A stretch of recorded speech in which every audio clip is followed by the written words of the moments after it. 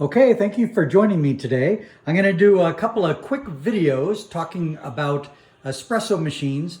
And this is video number one. This is the basics, just to give you a tour of what's essential of getting home espresso. You don't need equipment this fancy, but there are some essential things that are required, and I wanted to kind of point those out. So first off is the essential machine itself. As you can see here, I use a prosumer machine, which is actually plumbed into the wall, but most of the entry-level machines will have a water pour-over tank for the back. Both will work. This one also has a built-in boiler, and one of the main advantages of a prosumer type of machine is it's quite large. This can be used in a small commercial setting or espresso trucks as well. But this machine has the ability to do all three basic functions at the same time. So you have your brew head, you have your water spigot for hot water, and then you have your steam wand. And in prosumer and higher end machines, you have the ability to do all three of those at the same time. In entry-level machines, you cannot do that. You either have to use the group head to make espresso, and then if you want to extract water for a lungo, then you'll need to switch over or flip a switch to allow the water to transfer to a different section. If it's a machine that has a built-in boiler, then it will take a little bit of time to warm up the water to do it. Or if it's one of the newer machines on the market today, they use a heat exchanger, so they have the ability to make hot water pretty rapidly, but you still have to switch from one function to the other. And then third is the steam wand. On the entry-level machines, again, you'll have a different switch. Well, you'll have to switch over to that, and then depending on the type of machine, you may need 30 to 60 seconds to allow steam to build up in order for steam to come out through the wand function. So on this machine here, I have the on-off button. I can also turn the boiler off. I have a double shot, a single shot, a water function, and then this is the control for the steam function. The portafilter is this apparatus here, and this is what holds the espresso grounds. This is a double shot basket, and there's a couple different types of portafilters on the market. Two basic types on the entry level. You're going to find one with a filter basket like this, where the coffee grounds itself is what determines the amount of time it takes to extract the espresso. This is what the high-end machines in the commercial restaurants and stores like Starbucks use, is the true filter basket. And then that requires a high-quality grinder and a proper setting to get the right grind matched to your filter basket and the machine. That'll be the next video where I talk about how to dial that in and how to get a good extraction. But right now I'm covering the basics. You can also pop this filter basket out and exchange it for a single basket like this one here. Or you can just purchase another portafilter. And then I actually have two. This one is actually set up with a blank, so I put cleaner in here and I can clean the group head. Or you can flop that out and you can put in a single basket, and as you can see, I have a single spigot on this portafilter. And then on this one here, I've got the double spigot. Okay. Other things that you're gonna need, I love shot glasses. I think this is the best way to get a double shot of coffee. Shot glasses, I usually buy these. You can get them at restaurant stores, but I love to get them at thrift stores. You can get them for $1 a piece. But it's real important that you make sure when you buy these that you measure and make sure that you actually have 30 milliliters at the line.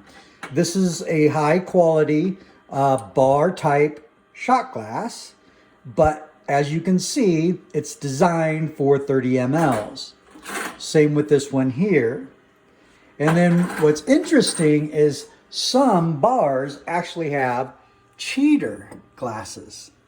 And they make it look like you're actually getting a full pour, but you're actually only getting half an ounce. And if you look at the rim width here, you can see this is all glass. very little volume for the water. So this is how bars cheat. And sometimes when you go to thrift stores, you'll end up getting a cheater glass instead of getting a true bar glass. So just make sure that you always do a measurement to make sure this is set at 30 mLs, which it should. Okay, other equipment you need is a high quality pitcher. I like the 16 to 20 ounce. I typically fill the milk right to about here. You also, this is one of those nerdy things where it takes time to kind of develop technique, but the shape of this spout and also the size makes a big difference. You also never want to heat milk more than enough for one glass. Some people try to do 2 pours in a single. It's not worth it. You're not going to get the proper foam for each type of drink that you're trying to make. So just stick to doing it one at a time. And again, when I look on the inside and I fill the milk, it would be just below the spigot line there. Again, that's trial and error to get the right amount. You also need a high quality thermometer so that you can check the temperature of the milk. And I often bring my milk, I like it a little bit colder, about 160. So I go to the 140, 150 zone right there. And then I turn off the steam wand, and then the needle will float up right into that middle zone on the green. You also need a high quality spoon. This is to mix drinks. I also use it to scrape extra grounds off of the top of the portafilter in order to get the grounds nice and clean. And then you can also scoop and do other things with it. So a high quality long spoon is also important.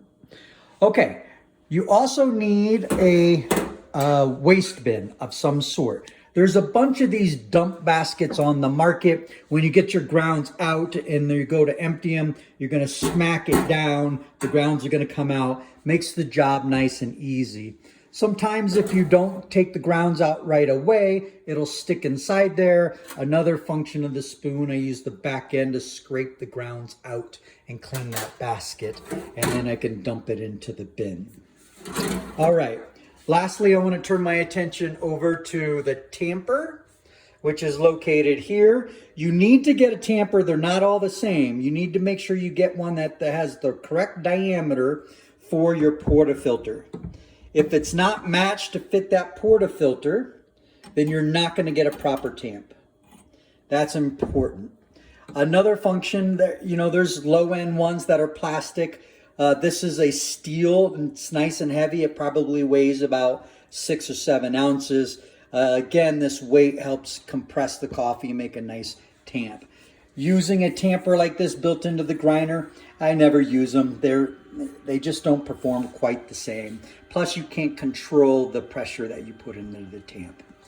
And then the most commonly forgotten item when somebody gets into an entry-level espresso machine is the grinder. And the advice I give people is most of the time you can spend almost as much money on a high-quality grinder as you do an entry-level espresso machine. You're never going to have really enjoyable coffee at home unless you invest in a grinder. If you go to the store and you get them to grind for you, it's going to be inconsistent every time you do it. So even though you might get a grind that works really well, it's not going to be consistently well because there's no way the same barista, even if you go to the same person, the same place and buy the same type of coffee, you're just not going to get the same consistency in the grind.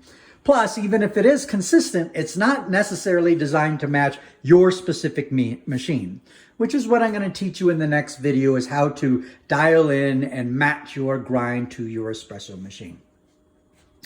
This is, again, a high-end grinder. It's fancy. It's got a hopper. But what I really like about grinders and what I like about machines is I don't like all the bells and whistles and the digital stuff. I want to control the action. So I really like manual. Most of the manual stuff will often come at a little bit lower price, especially in the entry level. So I have 2 settings that are just dialed in here with a black marker. This is the setting I use for my home machine. And then I also have a machine at work, and then I just changed the knob so that I can change the grind setting, and that's how I actually have each grind match for each machine. 95% of the time when I'm on those settings, I'll have nice, perfect poles coming through the espresso machine. Sometimes humidity changes, or if I ever change my beans, I'll have to go back through the entire process of matching the grind to the machine. Okay, I think that pretty much covers the basics. As we move forward in other tutorials, I'll talk a little bit more about techniques, matching grinds, doing weights to dial in the machine to make sure you're getting the proper amount of coffee in your portafilter basket and so forth. So stay tuned for the next video. See you guys later. Bye.